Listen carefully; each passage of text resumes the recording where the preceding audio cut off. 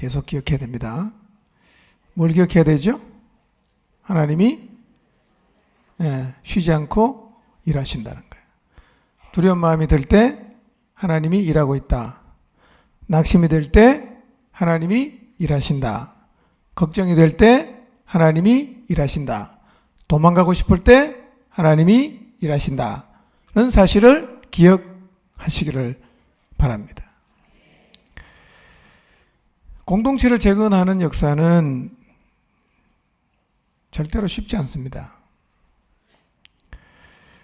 왜냐하면 우선 무너진 영혼을 일으켜 세우는 일은 사람을 건드리는 일입니다. 아무리 사나운 개도 안 건드리면 안 물지만 건들면 물어요. 사람도 가만히 내버려 두면 굉장히 평화스럽습니다. 그런데 그를 정말 사랑하는 마음으로 순전한 마음으로 세우기 위해서 돕기 위해서라도 그에게 터치를 하면 순전하게 반응하는 사람보다는 귀찮아하거나 오히려 힘겨워하는 사람들이 굉장히 많습니다. 나는 가만 내버려 두면 정말 훌륭한 사람인데 왜 자꾸 나를 건드려서 성질 복돋우냐 라고 말을 하면서 건드리면 굉장히 싫어해요. 그렇기 때문에 공동체를 재건하려는 노력을 시작하면서 오히려 목장 안에서 누려오던 평화가 깨질 수도 있습니다. 교회 안에 진짜 부흥이 일어나려고 하면 교회가 한번 뒤집어질 수도 있습니다. 그리고 어쩌면 사람이 줄 수도 있어요.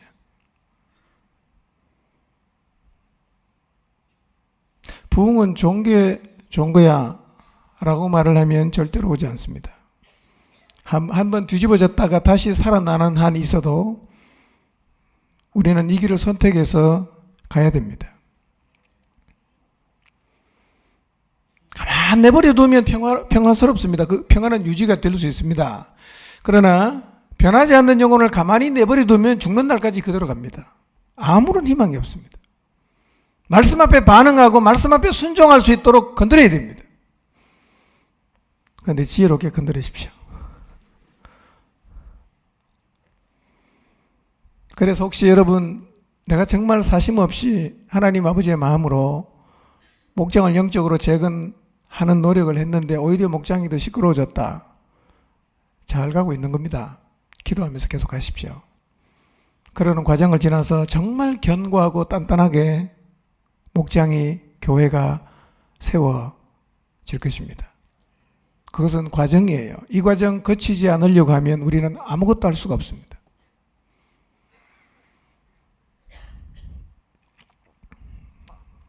그래서 이 일을 감당하려면 이런 상황들을 감내하면서 영혼을 붙들고 실험할 수 있는 힘이 우선 있어야 되고, 그렇게 실험을 했을 때 우리가 기대하는 반응이 오지 않고 우리가 전혀 기대하지 않았던 반응들이 생겨나는 이런 때를 포기하거나 낙심하지 않고 지속적으로 밀고 갈 수 있는 힘도 있어야 합니다.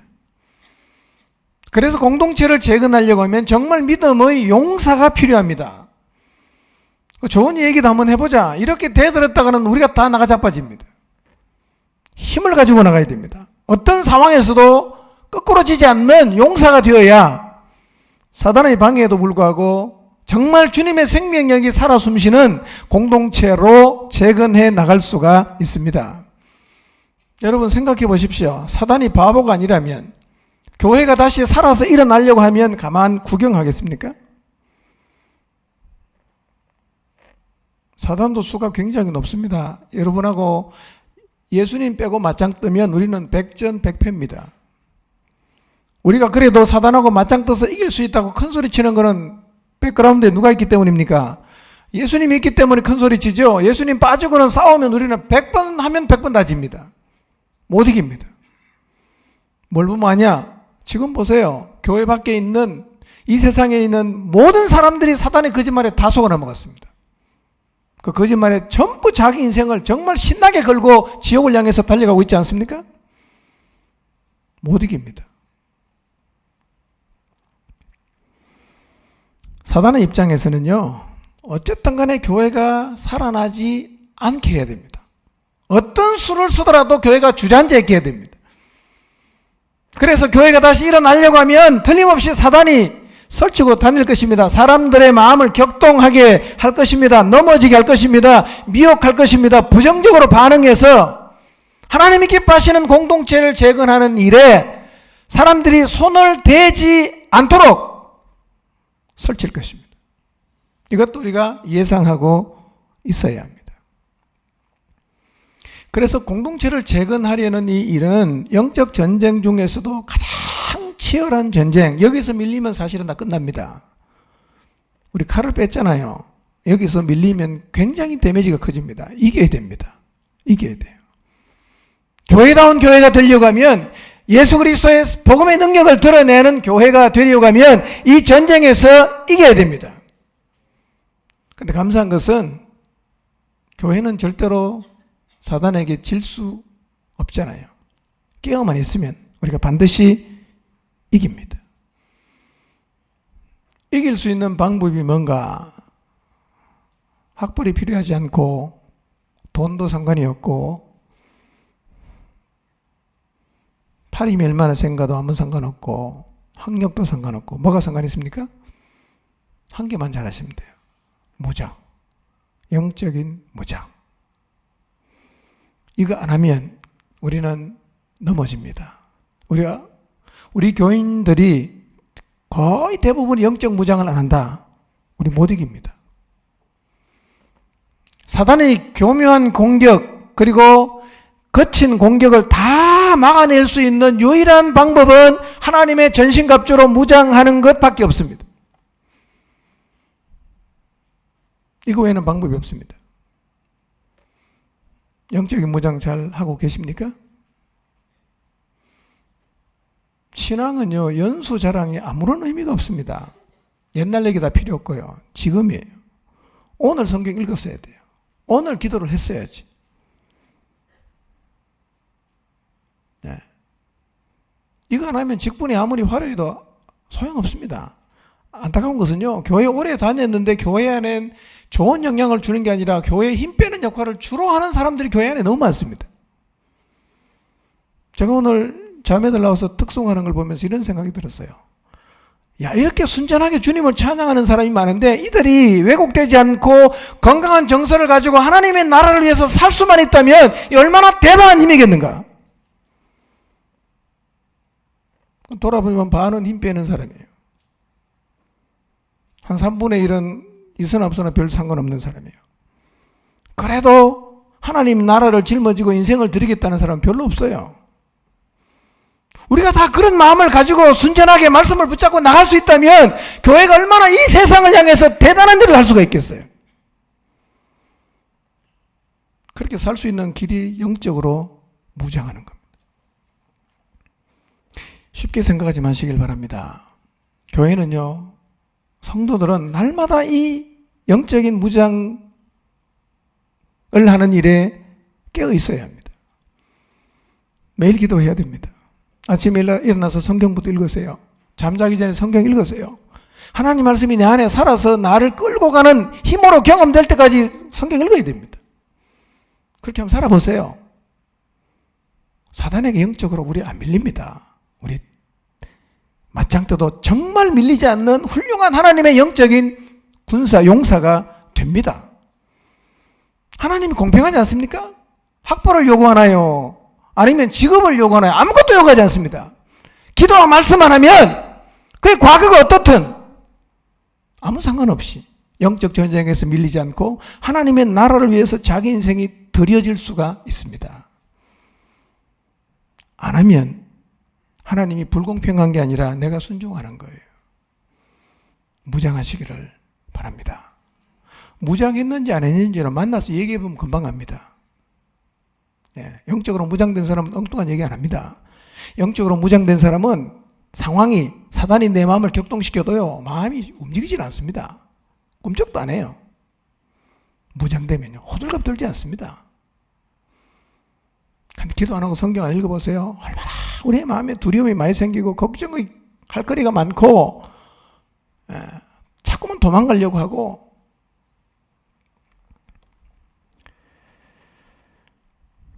무장이 교회를 살리고 무장이 여러분 자신을 살린다는 사실을 기억하시기를 바랍니다.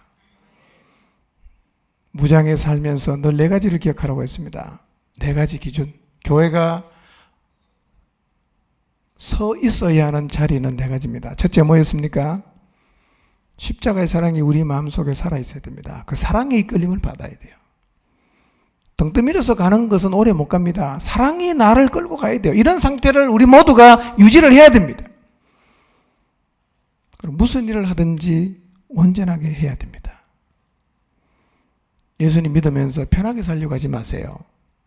좁은 길 가겠다고 결심하고 가야 됩니다. 미지근한 태도 버리고 열정을 가지고 주님을 섬기는 자리에 서야 됩니다. 이게 언제나 교회가 서야 하는 자리입니다. 하나님의 기준이 굉장히 높아요. 여러분 주일 낮 예배 잘 나오고 11조만 하면 1등 교인입니까? 성경 어디에 그렇게 적어놨습니까? 그 1등 교인 아닙니다.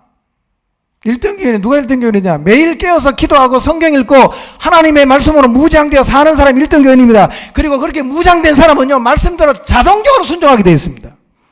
등 안 떠밀어도 스스로 가는 거예요. 모든 그리스도인은 자기 안에 자기 스스로의 엔진을 가지고 가야지요. 따라다니면서 이거 해라 저거 해라 그렇게 해서 되는 게 아닙니다, 여러분. 혹시 주일 낮 예배하고 11조 한다고 본인이 훌륭한 교인이라고 생각하시는 분 계십니까? 성경에 그렇게 적어놓은 데가 한 군데도 없습니다. 우리가 만들어 놓은 굉장히 성경적이지 않은 기준이에요. 이건 하지 말라는 얘기가 아닙니다. 그거는 기본 중에 기본이지. 그걸 했다고 성도의 의무를 다 했다고 말할 수 있겠어요? 그런 교회가 이 땅에 수억 개가 있었는데 뭘 할 수가 있겠습니까? 기준을 잘 잡아야 됩니다. 네 가지 꼭 기억하십시오. 십자가의 사랑의 이끌림을 받아야 됩니다. 우리 모두가. 뭘 하든지 간에 온전한 행위가 있어야 돼요. 좁은 길 가겠다는 기본 자세가 되어 있어야 됩니다. 뜨뜻미지근한 신앙생활이 아니라 열정을 가지고 뜨거움으로 주님을 섬기는 자리에 서 있는 것이 교회가 서야 하는 자리요, 지체된 성도들이 서 있어야 하는 자리입니다. 매일 이 기준 앞에서 우리 자신을 봐야 돼요. 내가 지금 이 기준에 도달했는가? 떨어졌다. 회개해야지. 다시 그 자리로 가야지. 매일매일. 그렇게 한번 살아보시길 바랍니다. 그런 교회가 될 때 교회가 얼마나 대단한 일을 세상에 있는 동안에 해낼 수 있는가? 이런 교회는요, 이런 교회가 해내는 일은 돈 많다고 할 수 없고요, 흉내낼 수가 없습니다. 하나님의 역사는요, 흉내낼 수 없는 거예요.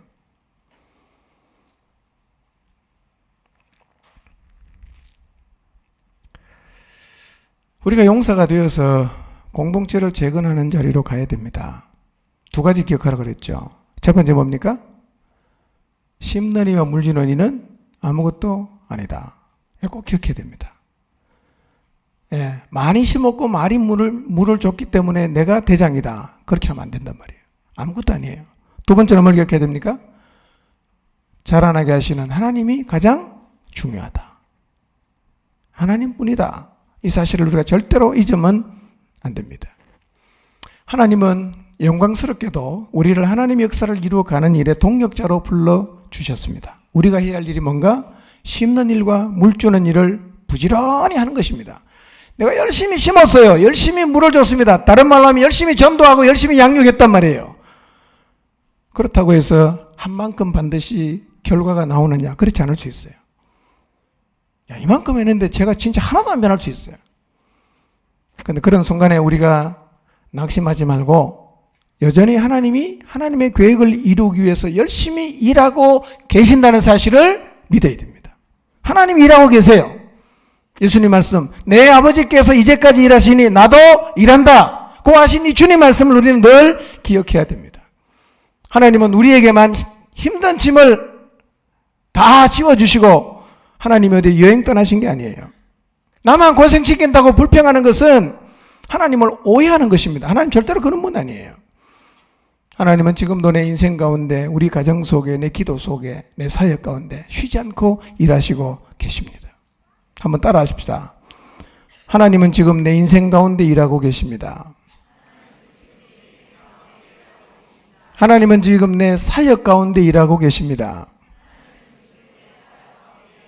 하나님은 지금 내 기도 가운데 일하고 계십니다. 기억하십시오. 사실입니다. 사실이에요. 시편 121편을 늘 기억하시기를 바랍니다.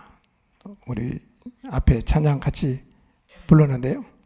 졸지도 않으시고 주무시지도 않으시는, 그리고 나를 지켜주시는 하나님을 기억하시기를 바랍니다. 하나님이 지금도 쉬지 않고 일한다는 사실을 믿지 못할 때 생기는 감정이 네 가지 있다고 그랬죠. 첫 번째 뭐였습니까? 두려움. 두 번째는 낙심. 세 번째로는 근심과 슬픔. 네 번째는 도망가고 싶다. 이런 거예요. 만약에 여러분이 주님을 섬기면서 신앙생활하면서 이런 감정이 생기고 있다면 지금 여러분이 하나님이 일하고 계신다는 사실을 잊어버렸을 가능성이 많습니다. 하나님이 일하시는데 뭐가 두려워요? 하나님이 일하고 계시는데 내가 왜 낙심합니까? 하나님이 일하고 계시는데 내가 왜 염려합니까? 하나님이 일하고 계시는데 내가 왜 도망갑니까? 같이 해야죠. 근데 하나님이 일하신다는 사실을 잊어버리면 이런 감정이 늘 우리의 마음속에 들어와서 우리를 힘들게 합니다. 제가 보니까 이런 감정을 가진 분들이 꽤 있는 것 같아요. 막 힘들어하고 해도 안 되나 보다. 힘들어 못 해먹겠다. 난 자격이 없나 봐. 다 이게요. 하나님이 일하고 계신다는 사실을 잊어버릴 때 우리 안에 생기는 감정들인 것입니다.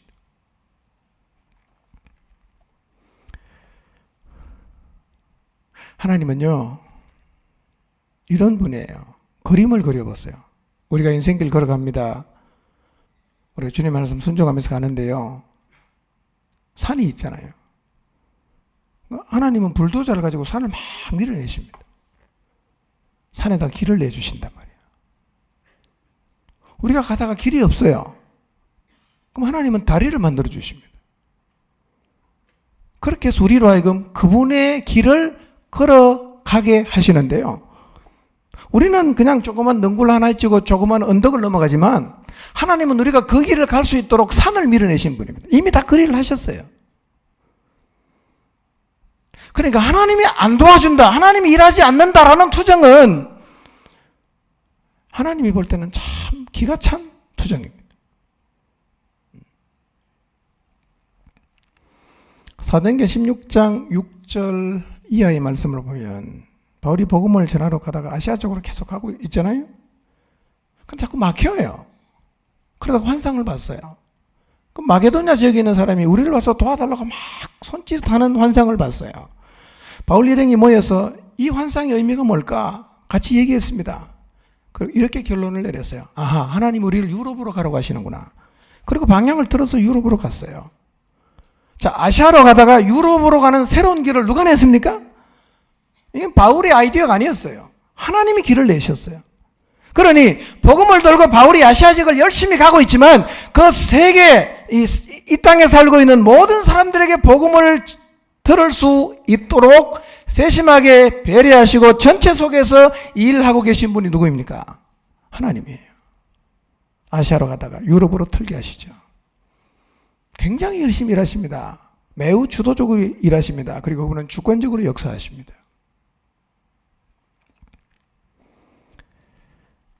그러므로 여러분이 열심을 내서 심고 물을 주는 일을 해도 나는 아무것도 아니니까 공로자식을 절대로 갖지 마시기를 바랍니다. 그렇지만 심는 일과 물 주는 일에는 하나님이 주시는 상이 있다는 사실을 기억하시고 하나님의 부름을 받아 하나님의 일에 초청을 받은 동력자답게 심는 일과 물 주는 일을 열심히 하면서 살아가시기를 바랍니다.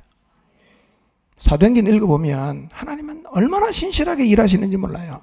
성경 한 군데만 같이 읽어보고 마치겠습니다. 사도행전 27장 23절에서 26절 같이 읽어보겠습니다. 시작.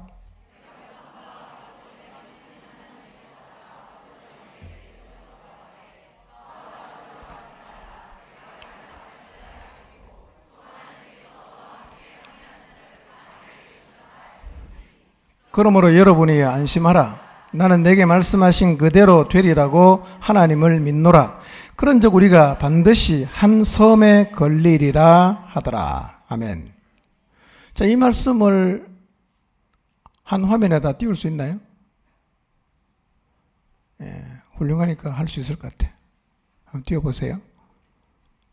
네. 자, 띄우는 동안 여러분은 저를 보시길 바랍니다.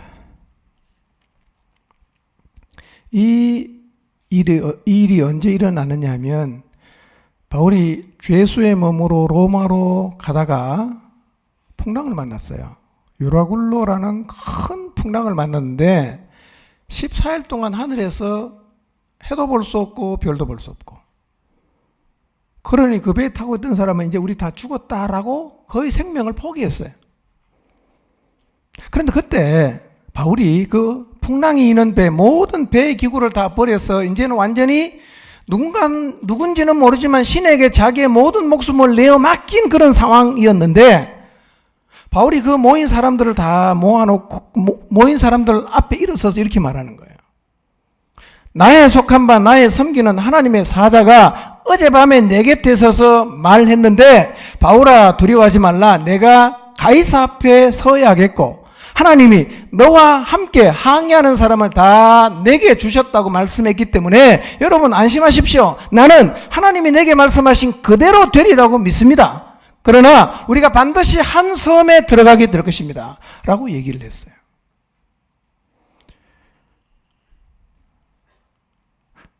바울이 가이사 앞에 서야 할 것을 미리 알고 있어요. 그리고 그 배 타고 있던 항해하는 사람을 다 너에게 주었다고 말했어요. 한 섬에 걸린다는 얘기도 했어요. 이건 다 뭐냐? 미래에 일어날 일이에요. 이대로 됐나요? 안 됐나요? 이대로 다 됐어요. 하나님 어떻게 알았어요? 하나님은 바울을 로마로 보내놓고 하나님은 딴 데 여행 간 게 아니라 주님이 같이 일하시는 거예요. 가이사를 만날 수 있도록 풍랑 속에서 한 배에 탔던 항해하는 사람을 다 구출하는 거, 한 섬에 상륙하게 되는 모든 일들을 하나님은 다 알고 계시고 하나님은 다 일하고 계셨다는 것입니다. 바울에게만 일하는 게 아니라 여러분 모두의 인생 가운데서 하나님은 동일하게 쉬지 않고 일하고 계신다는 사실을 기억하시기를 바랍니다. 사역하다 보면 열심히 했는데 아무런 반응이 없다. 그래도 낙심하지 마십시오. 하나님이 그 사람의 인생 가운데 지금도 일하고 계십니다. 여러분의 자녀를 바라보면서 낙심하지 마세요. 하나님이 여러분의 자녀 인생 가운데 지금도 쉬지 않고 일하고 계신다는 거예요. 우리도 바울처럼 이렇게 말해야 됩니다. 나는 내게 말씀하신 그대로 되리라고 하나님을 믿노라. 이렇게 말해야 됩니다. 하나님 믿으십니까?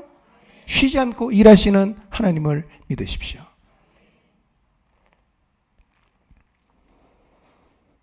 마음에서 생기는 부정적인 감정들, 두려움, 낙심하는 마음, 근심, 슬픈 마음, 도망치고 싶은 마음 다 밀어내시고 나와 함께 하시고 함께 일하시는 하나님을 기억하시고 나를 불러 그분의 역사에 참여하게 하시는 그 하나님과 동력하는 자리에 서서 예수 그리스도의 몸인 이 땅에 희망이 되는 주님의 몸인 교회를 재건하는 일이라는 그 주님이 주신 가장 소중한 사명을 감당하는 믿음의 용사로 여러분 모두가 서게 되시기를 주님의 이름으로 축복합니다. 기도하겠습니다.